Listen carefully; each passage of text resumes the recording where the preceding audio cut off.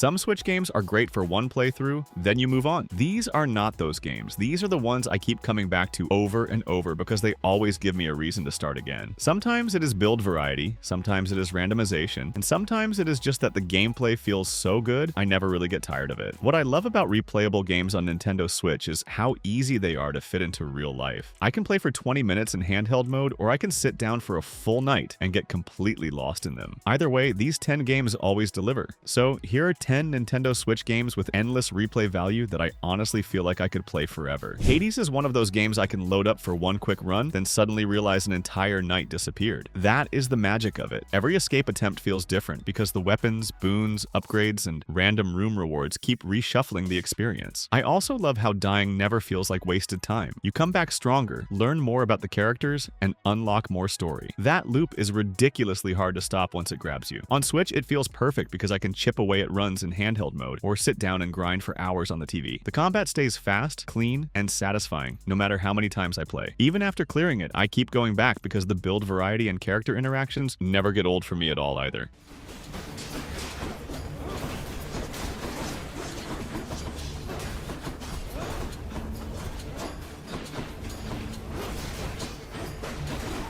Dead Cells is the kind of game that always convinces me I can do just one more run, and that is exactly why it has endless replay value. The movement feels so sharp and immediate that even basic platforming is fun. Then you add the huge weapon pool, the mutations, the roots, and all the crazy build combinations, and suddenly every run becomes its own little experiment. Some runs turn me into a glass cannon, others make me play more carefully, and that constant shift keeps it fresh. I also love how the game rewards skill without feeling unfair. The more I learn enemy patterns and movement timing, the more satisfying each run becomes. On Switch, it is dangerously easy to jump back in anywhere. A short session can happen on a break, then turn into a full evening fast.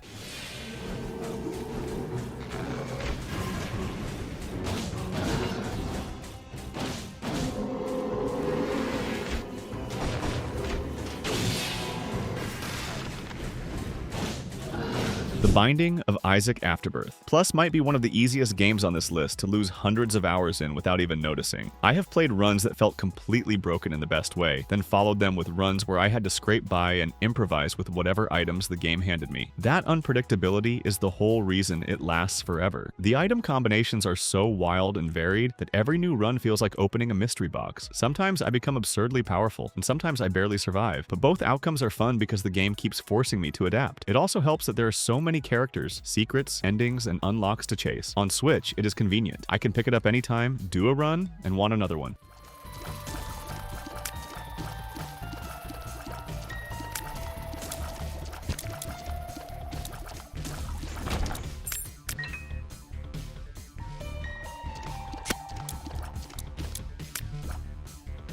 Rogue Legacy 2 feels like the kind of sequel that understands exactly why the first game was so addictive, then expands everything in the right ways. What keeps me coming back is the balance between random chaos and long-term progress. Each run gives me a new character with weird traits, different strengths, and sometimes hilarious drawbacks, so there is always something fresh waiting. But even when a run goes badly, I still feel like I am building towards something because I can invest in permanent upgrades back at the manor. That makes the grind feel rewarding instead of repetitive. I also love how much room there is to experiment with classes, relics, and playstyles. On Switch, it fits handheld play so well. I can do one quick run in 20 minutes, or stay locked in for 2 straight hours.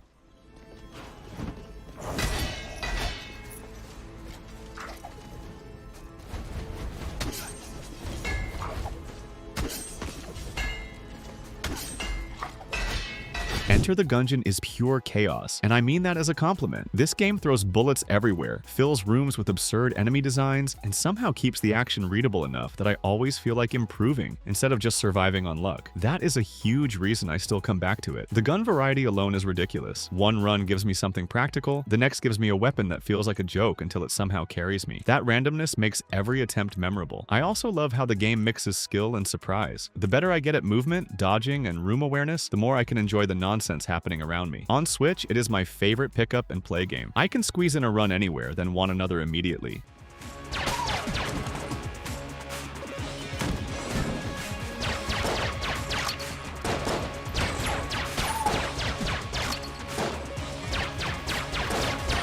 Risk of Rain 2 is one of those games where a run can start calm, manageable, and almost relaxing, then turn into complete madness in the best possible way. That scaling chaos is exactly why I never get tired of it. Every run asks me to make little decisions about items, movement, survivability, and damage, and those choices slowly shape what kind of monster I become by the end. Some runs feel clean and controlled, while others become total screen-filling nonsense, and I honestly love both. The item stacking system is a huge part of the magic because it creates so many unexpected synergies. I also like that solo play is fun, but multiplayer adds an extra layer of replay value. On Switch, it is a game I revisit constantly because no two runs ever unfold the same way.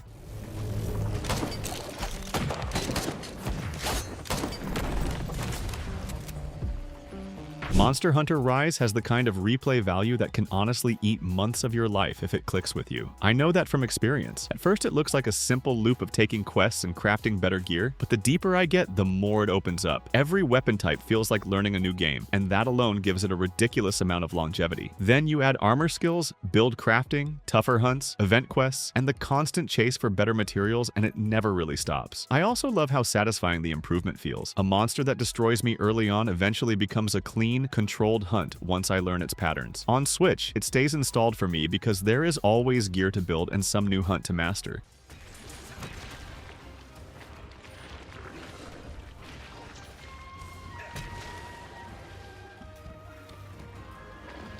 Diablo 3 Eternal Collection is one of the safest bets on Switch if someone asks me for a game they can replay for years. The core reason is simple. The combat feels smooth, the loot chase is addictive, and building a character never stops being satisfying. I can take one class and play it several different ways, then switch to another class, and suddenly the whole game feels new again. Seasons add even more reasons to return, especially when I want a fresh start with a new build goal in mind. I also love how easy it is to just zone out and enjoy the rhythm of combat while still making progress. That makes it perfect for both short handheld sessions and longer grinds. On Switch, couch co-op also helps, and that gives the whole package even more life.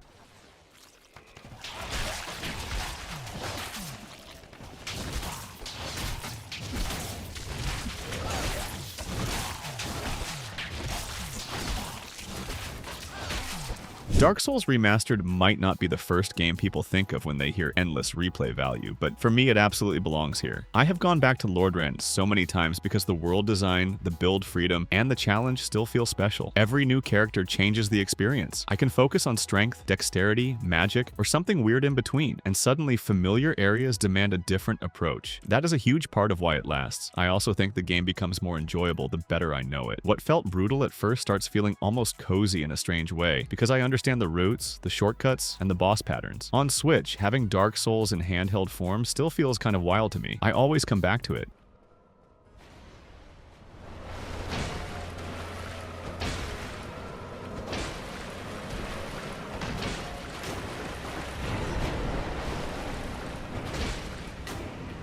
The Legend of Zelda: Tears of the Kingdom is the kind of game that makes me feel like I could keep discovering new things forever. I know people say that a lot, but here it really feels true. The building systems, the physics, the exploration, and the sheer number of ways problems can be solved give it ridiculous long-term value. I can spend hours chasing shrines and quests, then suddenly get distracted building a strange machine just because I want to see if it works. That freedom is what keeps pulling me back. I also love how Hyrule feels familiar and new at the same time, especially with the sky and the depths constantly opening up more surprises. On Switch, it rewards curiosity constantly, and that alone makes me want to jump back in every single time I play.